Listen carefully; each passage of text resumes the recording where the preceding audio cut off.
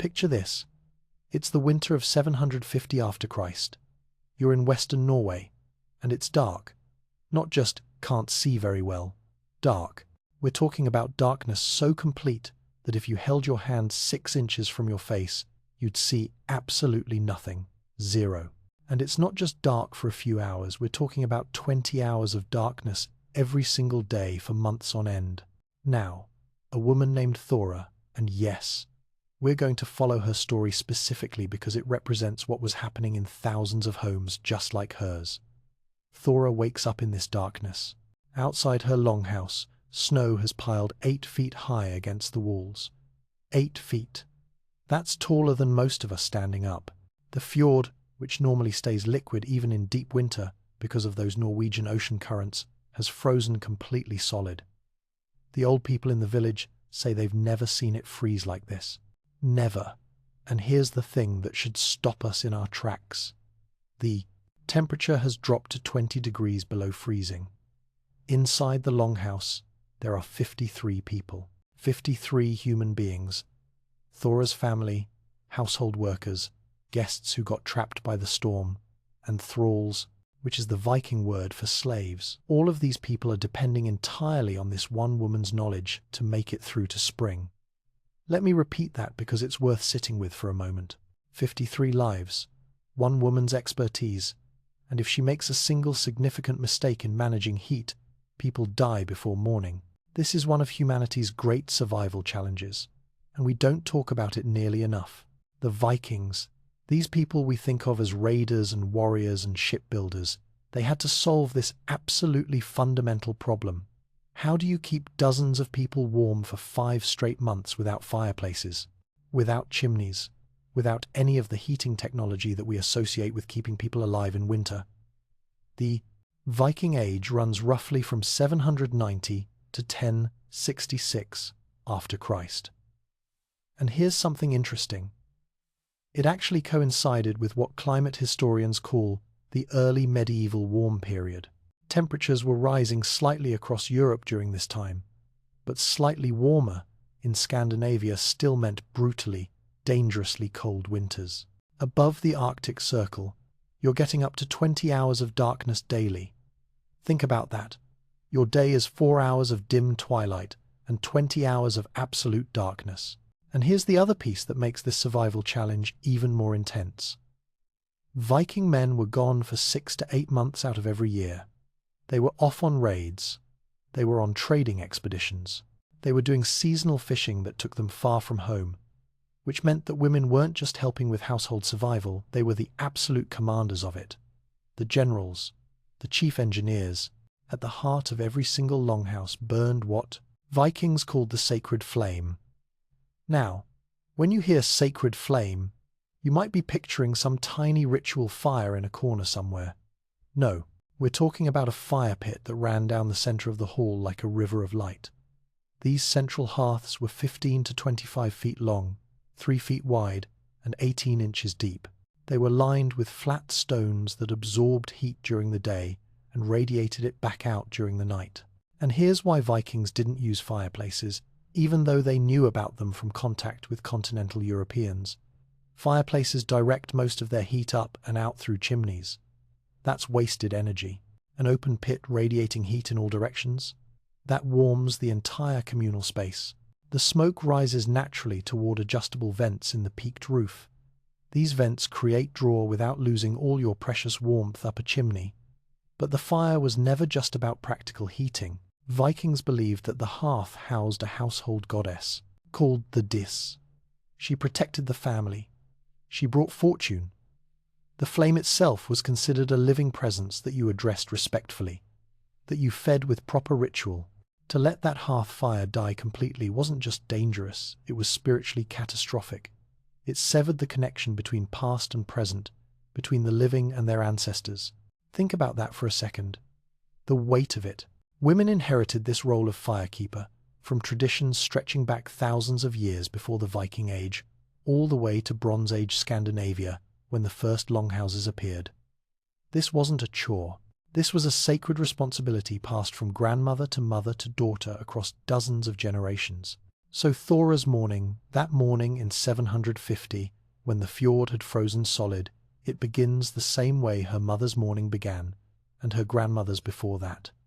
She kneels beside the fire pit, under a blanket of ash. Embers are still glowing. These are yesterday's fire, banked carefully before everyone went to sleep. This is crucial. Banking a fire is an art. You cover the coals with just enough ash to slow the burn, to keep them alive, but not consuming fuel, so that in the morning you have something to work with. Thora uses a long iron poker to uncover those living coals. She adds handfuls of dry birch bark, and we'll talk more about wood selection later, because it's absolutely fascinating. Then small sticks of pine arranged in a precise pattern to catch the initial flame. Within minutes, flames are leaping upward, crackling and spitting. You can feel the temperature starting to change. It's not instant, this isn't turning on a furnace, but the air begins its slow climb from just above freezing to something human beings can actually endure. Children start emerging from beneath massive piles of sheepskin and wool. Their breath is still visible in the cold air. The adults are stirring. And this scene, this ancient dance between woman and fire, this represents the absolute foundation of Viking civilization. Because here's what we tend to forget when we're thinking about Vikings.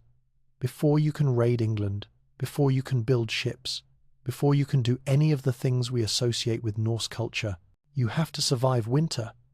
You have to master fire and heat in an environment that wants to kill you. The warmth that Thora is creating right now, in that moment of dawn in 750, that warmth made everything else possible. So let's talk about what Viking women actually knew. Because when I say they possessed encyclopedic knowledge about fire and heat, I'm not exaggerating. This was wisdom accumulated over generations. We're talking hundreds of years of trial and error, transmitted from mother to daughter through years of apprenticeship. A girl started learning firecraft at age 5 or 6. She'd watch her mother's every single movement. She'd understand from the very beginning that this knowledge, this specific set of skills, would someday keep her own children alive. By age 12 years old, she could identify 30 different wood types just by looking at the bark, and she knew exactly which one to choose for each specific purpose. Think about that level of expertise.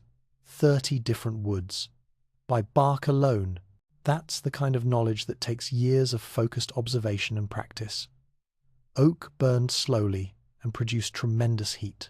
This made it ideal for overnight fires, when the household was asleep and nobody could add fuel frequently. You'd bank oak coals before bed, and they'd still be giving off heat come morning.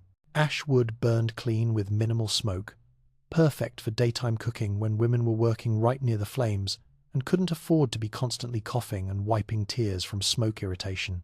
Birch bark, and this is clever, it peeled into paper-thin sheets that ignited instantly. Absolutely essential for morning fire starting when you're working with just embers and you need flame fast because people are cold and hungry. Pine provided quick, hot flames for warming the hall rapidly, but it burned too fast to be economical for long-term heating. You'd use pine strategically, not wastefully. And in regions where forests thinned, which happened in parts of Scandinavia, women harvested peat.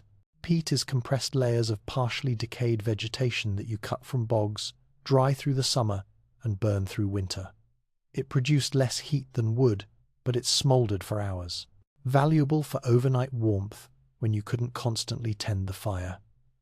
The seasonal rhythm of heating started in spring. That's when women assessed the damage winter had done to their fuel stores and planned the entire year ahead. Summer meant cutting and drying wood, a process that required 3 to 4 months for optimal burning. You couldn't just cut a tree and throw it on the fire. Wet wood produced excessive smoke and wasted heat through evaporation as the water burned off. Women supervised thralls and children in hauling timber from forests back to the homestead. They split logs. They stacked them under cover to continue drying. And here's a number that really brings this home. A household of 40 people required approximately 4 cords of wood monthly during deep winter. That's nearly 15 tons of wood across a 5-month cold season. 15 tons of wood that you had to cut, transport, split, stack, and store.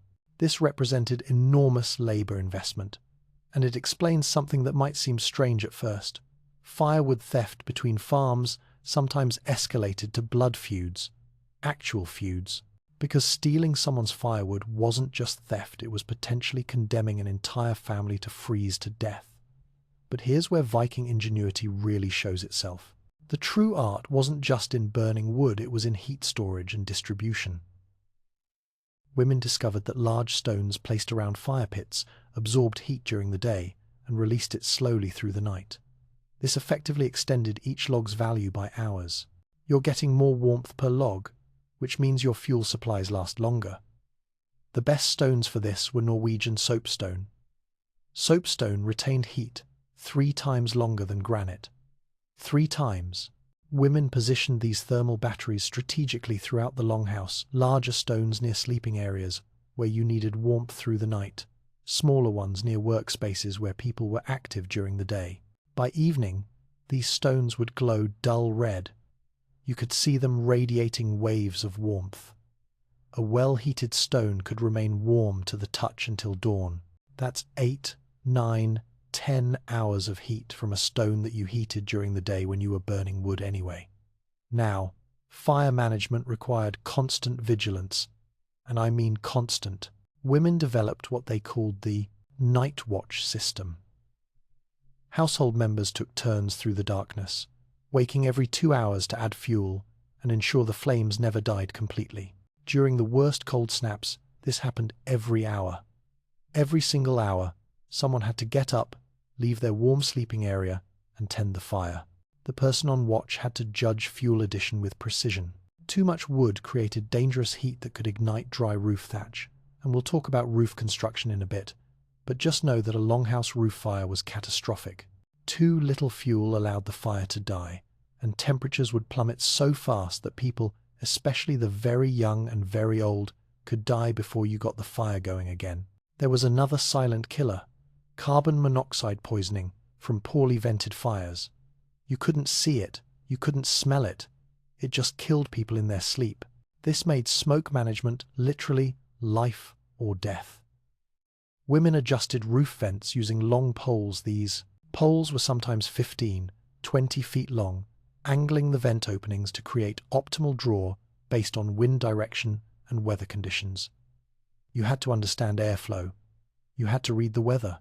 You had to know your specific longhouse and how smoke moved through it under different conditions. This wasn't something you could figure out from a manual. This was knowledge gained through experience and passed down through generations. The most dangerous moment came during blizzards. Wind would drive snow down through the roof vents, threatening to extinguish the fires.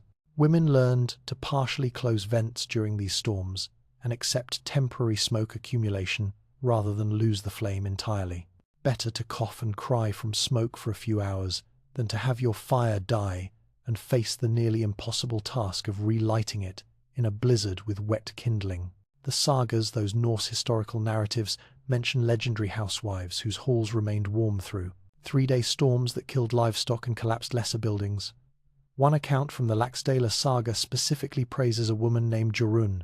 It says her fire never dimmed though wind howled like wolves and snow fell thick as wool.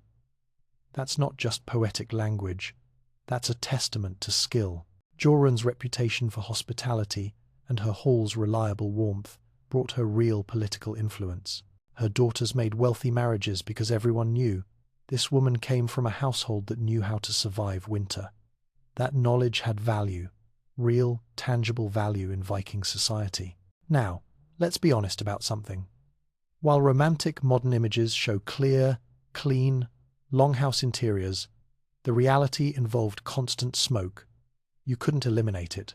You could only manage it. Viking women learned to maintain fires that produced minimal smoke while maximizing heat, a balance that required precise fuel selection, optimal airflow, and strategic timing of activities. Morning. Cooking happened when vents could open fully and smoke could escape easily. Evening fires used carefully dried oak that smoldered with little smoke while the household slept. Women's eyes often showed signs of chronic smoke exposure. Respiratory ailments affected many people who lived in longhouses their entire lives. But the alternative was freezing death. So you learn to live with the smoke. You learn to manage it. You learn to minimize it. but you accepted it as the price of survival. And that's the thing about Viking heating that I think we need to understand. It wasn't elegant. It wasn't comfortable by our standards. It was a constant battle that required knowledge, vigilance, and incredible toughness. But it worked. For centuries, it worked. Here's something that becomes clear when you really look at Viking longhouses. They weren't just buildings with fires in them. They were sophisticated heating systems, where every single architectural element served thermal efficiency. These weren't designed by engineers with degrees and computer models. They were refined over centuries through trial and error, through observation, through families that froze to death when designs failed, and families that survived when designs worked. Let's start with the basic shape. Viking longhouses were typically 15 feet wide and 50 to 100 feet long. Now, that ratio, that narrow width relative to the great length, that's not aesthetic. It's thermal engineering. The narrow width meant that rising heat from the central fire could reach both side walls. You're warming the entire interior. The great length allowed you to fit multiple families or multiple functions under one roof while maintaining heating efficiency. This is far superior to separate buildings where each one would need its own heat source. Think about that for a second. If you split 50 people into 5 separate buildings, you need 5 fires burning constantly, 5 separate fuel, supplies, 5 times the labor, 5 times the risk of fire management failure. One longhouse with one central fire pit. Vastly more efficient. The walls themselves tell you a lot about Viking thermal thinking. They consisted of vertical wooden posts with woven branches, this is called wattle, packed with clay, moss, animal hair, and sometimes seaweed. This created natural insulation that could breathe enough to prevent dangerous condensation while still blocking wind. Wall thickness reached 12 to 18 inches in the coldest regions. That's thick. Modern insulated walls are often less than that. Outside, turf blocks were stacked against the walls. Another layer of insulation and wind protection. And here's what's clever about turf. In summer, grass and flowers grew from these turf walls, living insulation. And it actually improved with age as root systems grew and bound the structure tighter. The walls became more effective over time, not less. But the roof is where you really see the masterpiece of Viking thermal engineering. The construction was layered. It started with wooden beams supporting birch bark for waterproofing, then 8 to 12 inches of turf, then another layer of sod on top that sprouted grass. This created insulation equivalent to modern standards. We're talking approximately R19 to R23 in contemporary insulation terms. For context, modern building codes in cold climates typically require R38 in attics. But remember, Vikings were insulating an entire roof, including the living space directly beneath it. The peak design allowed smoke to rise naturally. And the weight of all that turf, sometimes 2 tons on larger structures pressed down, eliminating gaps where heat could escape. Nothing was left to chance. Strategic placement of 2 to 4 adjustable roof vents allowed smoke to escape while minimizing heat loss. Now let's talk about the interior spatial organization, because this is where you see that Vikings understood heat stratification. They understood thermodynamics, even though they didn't have those words for it. Cold air sinks, warm air rises. Viking women built their living spaces around this fundamental reality. Sleeping benches lined both long walls, elevated 2 to 3 feet above the floor. This positioning placed sleepers in the warmest zone while keeping them above the cold air layer where carbon dioxide accumulated. You're sleeping up where the warm air collects. The cold air is down on the floor where nobody's spending time. These benches were often 6 feet deep, deep enough to accommodate multiple people sleeping perpendicular to the wall, all covered in layers of sheepskin, wool blankets, and fur. The Earl of Lade in Norway, one of the wealthiest and most powerful Viking leaders around 950. After Christ, he reportedly had sleeping benches that accommodated 80 warriors simultaneously in his great hall. 80 people on benches in one room. Now here's something that might seem strange to us, but made perfect sense to Vikings. Livestock lived in the longhouse. Cattle, horses, and sheep occupied sections at both ends of the structure, separated from human areas by partial walls or screens. This wasn't just about convenience. A single cow generates approximately 1,000 watts of heat continuously. That's equivalent to a modern space heater. One cow, 1,000 watts. 5 cows, 5,000 watts. That's 17,000 British thermal units per hour. During deep winter, this passive heating source required no fuel, no maintenance beyond the feeding that livestock needed anyway. The animals needed shelter from the cold. The humans needed heat. Why build two separate structures when one serves both purposes? In Iceland, where timber scarcity made separate barns essentially impossible, this integration became absolute standard practice. Everyone did it because the alternative, trying to maintain both a longhouse and a separate barn, would have consumed resources they simply didn't have. Textiles played a role too. Women wove heavy wool tapestries on vertical looms, creating hangings that covered portions of walls. These trapped air between the fabric and the wall, adding insulation while blocking drafts through inevitable cracks in the construction. Wealthier households displayed elaborate tapestries depicting gods, heroes, and family history. This was art, yes, but it was art that served a thermal function. During extreme cold, additional hangings could be quickly positioned to block drafts around doorways or divide the hall into smaller, more easily heated sections. This flexibility meant the same structure could adapt. Summer feasts for 100 people? Open it all up. Deep winter survival? Close it down into a cozy core area for the essential family members. The communal sleeping arrangement maximized thermal efficiency while reflecting Viking social values. Rather than separate rooms, which would have been impossible to heat efficiently, families slept together in the central hall or along the wall benches. Body heat from 20 people sleeping in close proximity created a microenvironment significantly warmer than the general hall temperature. This practice, combined with layered bedding and the radiant heat from banked fires and hot stones, allowed comfortable sleep even when the general interior temperature dropped to 40 degrees Fahrenheit. You're creating warm pockets of space rather than trying to heat the entire structure to comfortable temperatures. The arrangement also reinforced social bonds. Families shared stories before sleep. The vulnerable children and elderly were kept in the warmest, safest locations. Heat distribution reflected cultural values about who mattered most and how communities should function. This is what we miss when we just say Vikings heated with fire pits.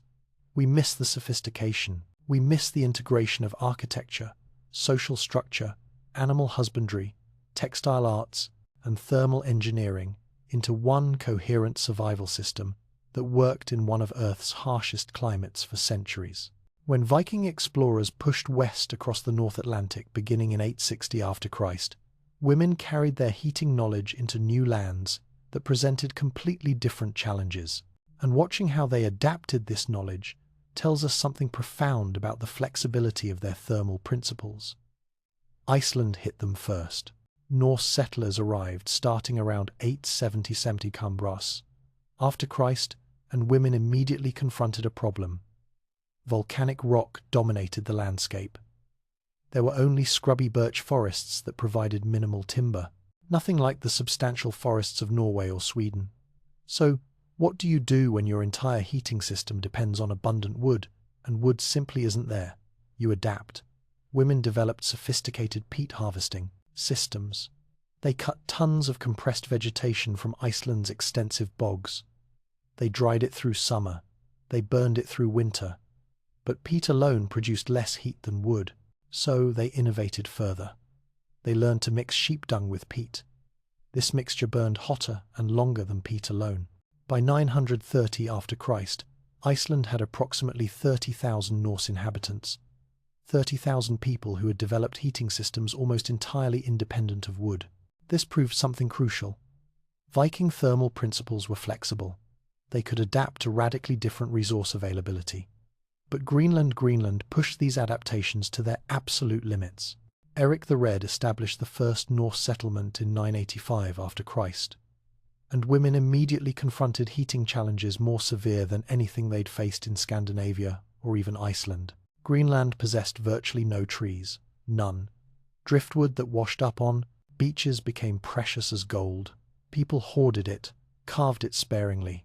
Women burned seal blubber in stone lamps, technology they borrowed from Inuit neighbors, creating small supplemental heat sources. They built longhouses partially underground, using earth itself as insulation. These solutions worked. For 4 centuries, they worked. But climate cooling after 1200 after Christ strained the heating systems beyond what even Viking ingenuity could overcome. The last Greenlanders wrote a message in 1368. They requested firewood and warmer clothing from Norway. No ship came. The colony vanished. And this is a sobering reminder. Heating strategies have limits. Even brilliant, time-tested heating strategies developed over centuries can fail when conditions shift too far. The Greenland Norse disappeared because they couldn't solve the heating problem when climate turned against them and supply lines from Scandinavia failed. Back in Scandinavia itself, a different kind of transition was happening. Between 1100 and 1300 after Christ, Vikings gradually moved away from open central hearths. This happened slowly, driven by multiple pressures working together. Christian churches spread across Scandinavia after 1000 after Christ. These churches required stone architecture that was fundamentally incompatible with central fire pits. You can't have open flames in stone buildings with multiple stories.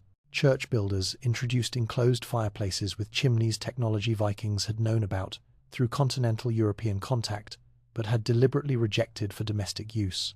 The turning point came when the practical advantages became undeniable. Fireplaces concentrated heat more effectively in single rooms. They consumed 30 to 40% less fuel, and remember, fuel gathering was enormous labor. They produced minimal indoor smoke, and they allowed multi-story construction that was impossible with open fires and smoke vents. Wealthy households adopted fireplaces first. They were seeking privacy, status differentiation that was impossible in single-room communal halls. If you're a powerful chieftain, having your own private warm rooms separate from your warriors and servants, that's attractive. But the transition was resisted, particularly by women who understood what would be lost. Central hearths had enforced community. Everyone gathered around the same fire, ate together, worked together, slept in proximity. Heat was shared equally regardless of status. You couldn't hoard warmth in a longhouse with a central fire. Fireplaces created hierarchy. Those nearest the fire enjoyed comfort, others shivered. The spiritual dimension mattered too. The living flame accessible to everyone versus fire hidden behind stone and iron. Some conservative families maintained central hearths into the 1400s, particularly in rural areas far from urban centers and church influence. Viking heating principles persisted through adaptation rather than pure preservation. The emphasis on thermal mass, those heated stones radiating warmth through the night, this evolved into Scandinavian masonry stoves. These developed in the 1500s. We're talking about enormous ceramic or stone structures, sometimes weighing 5 tons. You'd heat them once or twice daily with intense fires. The masonry would warm up, then it would radiate heat for 12 to 24 hours. It's essentially the heated stone principle scaled up dramatically and enclosed for efficiency. The cultural value placed on warmth sharing influenced Nordic architecture for centuries. Shared spaces remained larger and more central than in other European traditions. There's a through line from Viking longhouses to modern Scandinavian design philosophy. Modern Scandinavia maintains deep connections to Viking heating wisdom through language and custom. The Swedish concept of mysig, Danish hygge, Norwegian koselig, these all describe feelings of warmth, coziness, and communal comfort traceable directly to longhouse culture. These aren't just words. They're cultural memories of what warmth meant when warmth was survival.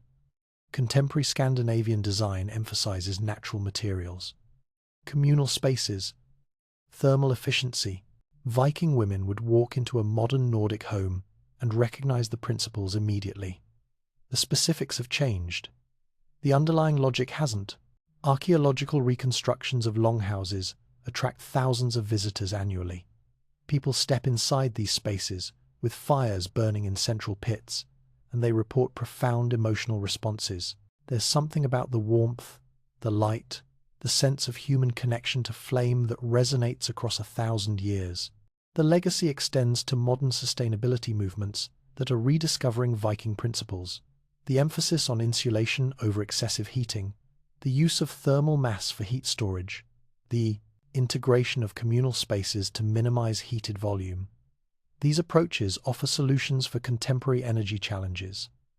Some new Scandinavian homes incorporate underground construction, heavy insulation, centralized heat sources that echo longhouse design adapted to modern materials.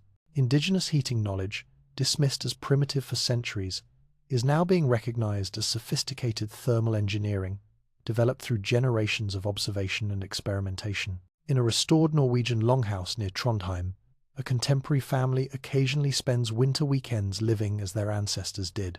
The mother, and I think this detail matters, the mother tends the central fire using wood she cut and dried herself. Her daughters sleep on wall benches beneath sheepskin. Their breath is visible in the morning, cold until the fire brightens. The father adjusts roof vents with a long pole, managing smoke flow as men assisted women in this task 1,000 years ago. When asked why they do this, why they voluntarily subject themselves to these conditions when they have perfectly good modern heating in their regular home, the mother has an answer. She explains that her daughters must understand something. Warmth was never just temperature. It was knowledge. It was craft. It was community. It was the fierce determination of women who refused to let winter claim their children. That understanding, she believes, matters as much now as it did when Thora rose in darkness to feed the flame that meant life itself. Because the ability to maintain warmth in harsh conditions through knowledge, through preparation, through community cooperation, that's not obsolete, that's eternal. The Vikings didn't conquer winter through technology. They conquered it through accumulated wisdom passed from mother to daughter across dozens of generations. They conquered it through understanding natural principles and working with them rather than against them. They conquered it through accepting that survival required constant vigilance, sophisticated planning, and the recognition that everyone's survival depended on everyone else. In an age where we flip thermostats and forget about heating entirely until we get our utility bills, there's something worth remembering in the Viking approach. Warmth has always been a human achievement. It's never been automatic. And the women who maintained that warmth, who kept the flames alive through months of darkness, they built the foundation that made everything else in Viking culture possible. Before the raids, before the ships, before the sagas and the legends, there was fire. There was warmth. There was the knowledge of how to survive winter in one of Earth's harshest environments. That knowledge, that achievement, deserves to be remembered.